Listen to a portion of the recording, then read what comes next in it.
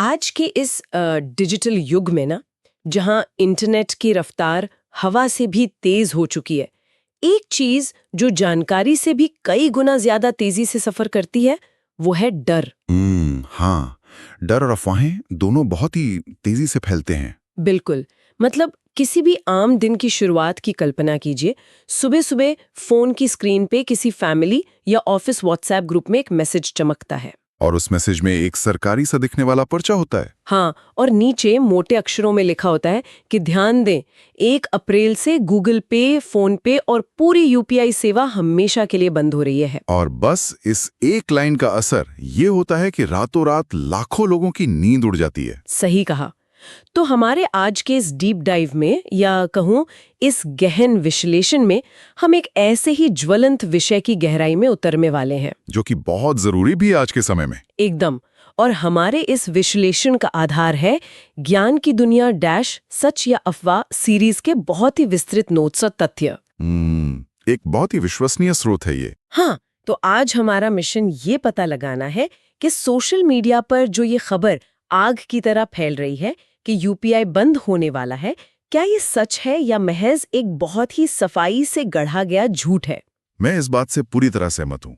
और हमारी आज की इस चर्चा का उद्देश्य ही यही है कि तथ्यों की स्पष्ट रोशनी में इस पूरे मामले को परखा जाए। मतलब जब बात मेहनत की कमाई और रोजमर्रा के लेन देन की आती है ना, तो ऐसी खबरें अचानक से एक अजीब सी घबराहट पैदा कर देती हैं। बिल्कुल करती हैं। इसीलिए बिना किसी जल्दबाजी के केवल सबूतों और ठंडे दिमाग से इस दावे का विश्लेषण करना बहुत जरूरी है। अफवाहें चाहे कितनी भी तेज क्यों ना हो, सच की बुनियाद हमेशा मजबूत होती है। तो चलिए उसी सच की बुनियाद को खंगालते हैं। ये जो कथित सर्कुलर सोशल मीडिया पर वायरल हुआ, ये कोई आम पर्चा नहीं था। नहीं, ये एक सोची समझी मनोवैज्ञानिक चाल थी। ये समझना बहुत दिलचस्प है कि कैसे एक छोटे से मैसेज ने पूरे देश में एक पैनिक की स्थिति पैदा कर दी। लोग धड़ाधड़ ये मैसेज फॉरवर्ड करने लगे, ये सोचे बिना कि इस खबर का स्रोत आखिर है क्या। और यही सबसे बड़ी समस्या है, बिना सोचे समझे फॉरवर्ड करने की जो मानसिकता है। यही तो सबसे हैरान करने वाली बात है। मतलब जिन लोगों को हम एक जागरूक और समझदार नागरिक मानते हैं, वे भी इस मैसेज को शेयर करने से खुद को रोक नहीं पाए। हर कोई बस यही पूछ रहा था कि अब उनके डिजिटल पेमेंट्स का क्या होगा। आखिर ऐसा क्यों होता है? मतलब जब भी कोई खबर वित्तीय मामलों से या सीधे तौर पर पैसों से जुड़ी होती है, तो लोगों का तार्किक दिमाग अचानक काम करना क्यों बंद कर देता है? इसके पीछे का विज्ञान और मानवीय मनोविज्ञान बहुत ही स्पष्ट है। जब बात पैसों की आती है ना, तो मानव मस्तिष्क का वो हिस्सा सक्रिय हो जाता है जिसे एमिग्डाला कहते हैं। जो हमारे दिमाग का फियर सेंटर है। एग्जैक्टली, डर का केंद्र। पैसा सीधे तौर पर एक व्यक्ति की सुरक्षा, उसके भविष्य और उसकी आजीविका से जुड़ा होता है। तो जब कोई पढ़ता है कि डिजिटल पेमेंट सिस्टम बंद हो रहा है, तो अमिगडाला तुरंत खतरे का सायरन बजाने लगता है। और जब अमिगडाला हावी होता है, तो दिमाग का वो हिस्सा जो तार्किक सोच के लिए जिम्मेदार है, यानी प्रीफ्रंटल कॉर्टेक्स, वो कुछ देर के लिए सुन्न पड़ जाता है। बाप रे! मतलब डर के आगे सारी समझदारी धरी की धरी रह जाती है। बिल्कुल। इसी डर के कारण बिना सोचे समझे लोग उस फॉरवर्ड बटन को दबा देते हैं। ये एक बहुत ही सटीक विश्लेषण है। मतलब लोग जानबूझकर अफवाह नहीं फैलाना चाहते, बल्कि वे उस मसीहा कॉम्प्लेक्स का शिकार हो जाते हैं। हाँ, उन्हें लगता है कि वे इस खबर को अपने दोस्तों और रिश्तेदारों तक पहुंचाकर उन्हें किसी बड़े आर्थिक नुकसान से बचा रहे हैं। वे खुद को एक रक्षक के रूप में देखते हैं, जबकि असल में वे केवल एक फर्जी खबर के डिस्ट्रीब्यूटर बन रहे होते हैं। सही कहा। घबराहट के इस पूरे चक्र में कन्फर्मेशन बायस का भी एक बड़ा हाथ नजर आता है। जैसे कि लोगों के मन में तकनीक को लेके पहले से एक अनजाना सा डर होता है। हाँ, और ऐसे फर्जी मैसेज उस डर को सही साबित कर देते हैं। इसी मानसिकता का फायदा उठाकर अफवाहें गढ़ी जाती हैं। तो अब अगर इस पूरे हंगामे की असलियत पर आएं, तो तस्वीर कुछ और ही कहानी बयां करती है। बिल्कुल। हम सभी जानते हैं कि आज के समय में यूपीआई का बुनियादी ढांचा कितना विशाल है। ये कोई छोटा मोटा प्रयोग नहीं है। भारत का सबसे बड़ा डिजिटल पेमेंट सिस्टम है ये। दुनिया के सबसे सफल पेमेंट सिस्टम्स में से एक है। और इस विशाल सिस्टम के पीछे national payments corporation of India, जिसे एनपीसीआई कहा जाता है, वो संस्था खड़ी है। तो जब ये अफवाह नियंत्रण से बाहर होने लगी, तो एनपीसीआई ने आधिकारिक तौर पर सामने आकर स्पष्टीकरण दिया। और वो स्पष्टीकरण उन सभी दावों की हवा निकाल देता है। एनपीसीआई ने बहुत ही साफ शब्दों में कहा कि यूपीआई पूरी तरह से स्टेबल यानी स्थिर है। सुनकर कितनी राहत मिलती है ना। बिल्कुल। मतलब सिस्टम को बंद करने की सरकार या एनपीसीआई की कोई भी योजना नहीं है। कोई योजना नहीं है। जो वायरल सर्कुलर सोशल मीडिया पर घूम रहा था वो 100% फर्जी था, फेक था एकदम। लेकिन यहाँ एक सोचने वाली बात यह है कि जो श्रोता इस पूरी व्यवस्था की तकनीकी जटिलता को समझते हैं वे जानते हैं कि यूपीआई कोई एक सिंगल स्विच नहीं है जिसे जब चाहे चालू या बंद कर दिया जाए। बिल्कुल नहीं। इसमें कई बैंक्स, थर्ड पार्टी एप्स और एक बहुत ही मजबूत सेंट्रल सर्वर शामिल है। इतने बड़े नेटवर्क को रातों रात बंद करने का दावा अपने आप में हास्यास्पद है। और यही वो तार्किकता है जिसकी कमी पैनिक के समय होती है। अगर हम उस फर्जी सर्कुलर को ध्यान से देखें तो लाखों लोग उसके झांसे में इसलिए आ गए क्योंकि वो दिखने में किसी असली सरकारी दस्तावेज की तरह ही डिजाइन किया गया था। तो ऐसे में आम इंसान इसे कैसे पहचाने? क्योंकि डिजिटल साक्षरता का मतलब सिर्फ स्मार्टफोन चलाना तो नहीं है। नहीं, बल्कि ऐसी चालाकियों को पकड़ना भी है। हमारे स्रोत ज्ञान की दुनिया ने ऐसे फर्जी दस्तावेजों को पहचानने के लिए कुछ बहुत ही ठोस तरीकों का विश्लेषण किया है। इसमें 5 मुख्य बिंदु हैं। तो चलिए एक एक करके उन पर बात करते हैं। सबसे पहली चीज जिस पर ध्यान जाना चाहिए वो क्या है? वो है आधिकारिक लोगों। फर्जी दस्तावेज बनाने वाले अक्सर इंटरनेट से कोई पुराना या कम रेजोल्यूशन वाला लोगो डाउनलोड करके चिपका देते हैं। हाँ, व्हाट्सएप पर आने वाले ऐसे आदेशों में अक्सर सरकारी मोहर पिक्सल से फटी हुई सी लगती है, धुंधली होती है। सही कहा।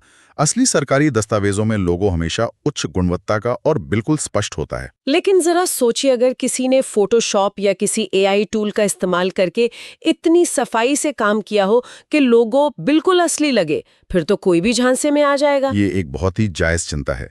तकनीक जितनी उन्नत हुई है, जालसाजी भी उतनी ही साफ हो गई है। और यहीं पर दूसरा सबसे बड़ा रेड फ्लैग काम आता है। और वो क्या है? व्याकरण की गलतियां यानी ग्रामर मिस्टेक्स।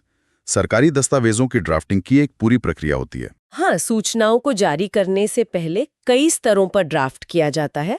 कई अधिकारी उसे पढ़ते हैं और उसकी जांच करते हैं। इसलिए उनमें व्याकरण या स्पेलिंग की गलतियां होने की गुंजाइश लगभग न के बराबर होती है। जबकि फर्जी दस्तावेज अक्सर जल्दी में बनाए जाते हैं और उनमें भाषा की अजीब सी गड़बड़ियां आसानी से पकड़ी जा सकती हैं। बिल्कुल।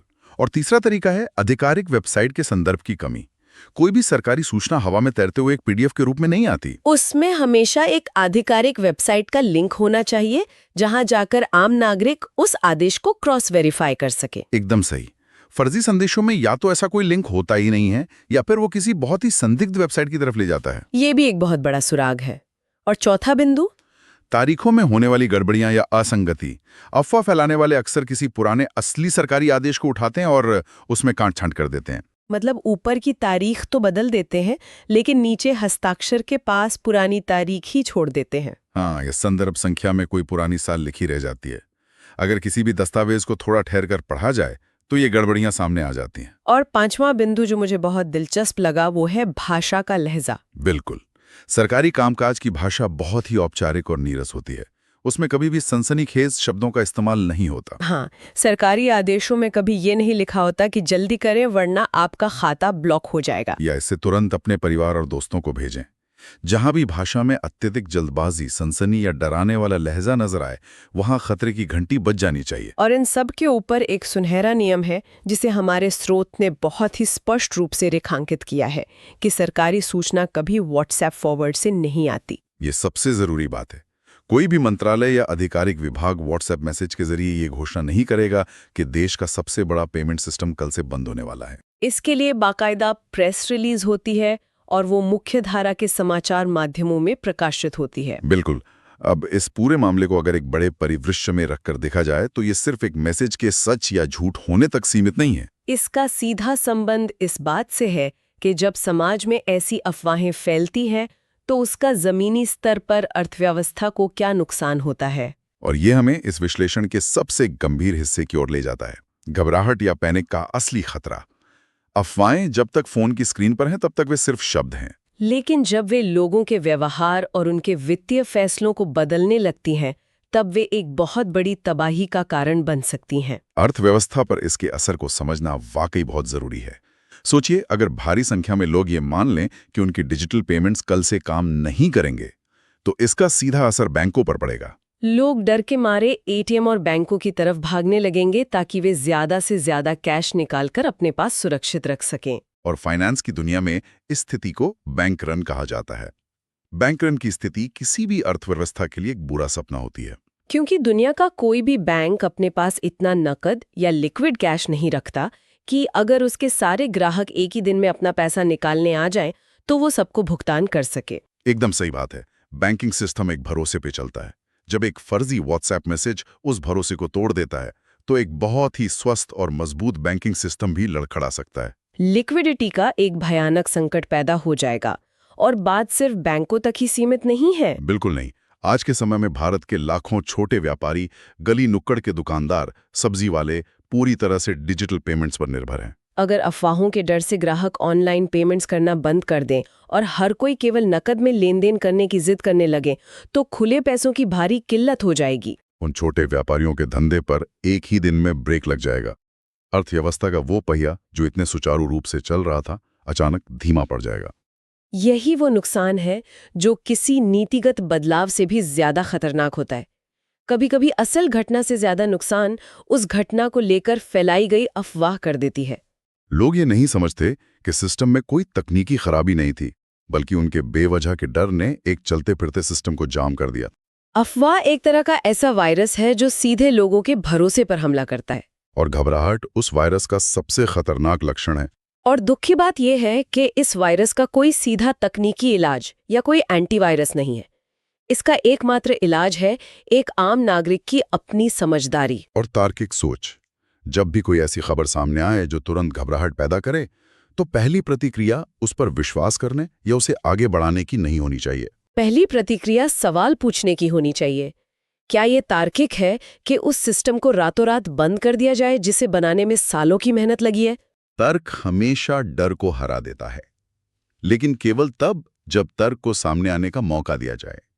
तार्किकता ही वो एकमात्र ढाल है जो इस डिजिटल युग में किसी भी नागरिक को बचा सकती है। हम सभी को ये आदत डालनी होगी कि हम किसी भी जानकारी को उसके स्रोत और उसके पीछे के तर्क के आधार पर तौलें, ना कि इस आधार पर कि वो जानकारी हमें कितना डराती है या कितनी सनसनीखेज लगती है। तो जैसे कि हम अपने इस गहन विश्लेषण के अंतिम पड़ाव पर पहुंच रहे हैं, एक बार फिर से सभी तथ्यों को सामने रखते हुए एक फाइनल रियलिटी चेक कर लेना जरूरी है। यह बिल्कुल स्पष्ट है कि 1 अप्रैल या किसी भी और तारीख से यूपीआई, गूगल पे या फोन पे जैसी कोई भी सेवा बंद नहीं हो रही है। ये पूरा सिस्टम न केवल सुरक्षित है बल्कि पहले से कहीं ज्यादा मजबूत और सुचारू रूप से काम कर रहा है। वो वायरल सर्कुलर केवल और केवल एक धोखा था। और सभी श्रोताओं के लिए ये याद रखना आवश्यक है कि डरे बिना समझदारी और तार्किकता से सोचना जरूरी है। डिजिटल दुनिया में ऐसी अफवाहें भविष्य में भी सामने आती रहेंगे। जालसाजों के तरीके और भी एडवांस हो सकते हैं, लेकिन अगर हम उन 5 बुनियादी तरीकों को ध्यान में रखें, यानी लोगों की जांच, वेबसाइट का संदर्भ, व्याकरण, तारीखें और भाषा का लहजा, हाँ, अगर हम इन्हें याद रखें तो किसी भी बड़े पैनिक से बचा जा सकता है।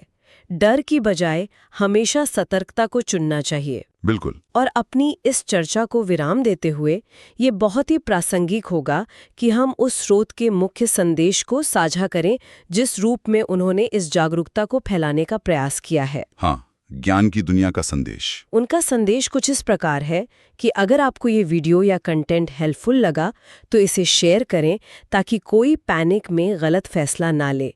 कल का फैक्ट चेक है कि क्या बैंक अकाउंट से सरकार सीधे पैसे काट सकती है। सब्सक्राइब करें ज्ञान की दुनिया, क्योंकि यहाँ मिलता है सच सबसे पहले।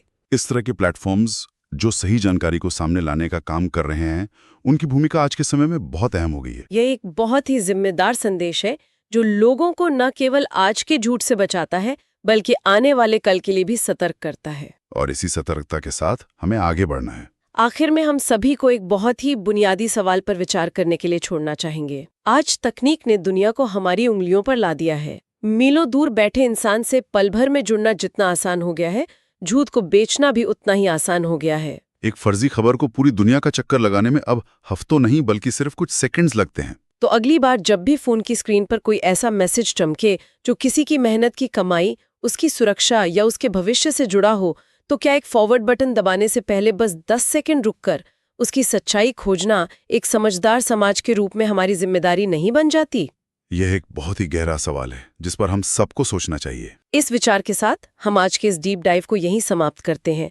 सीखते रहिए, सवाल पूछते रहिए और हर जानकारी को तर्क की कसौटी पर जरूर कसिए।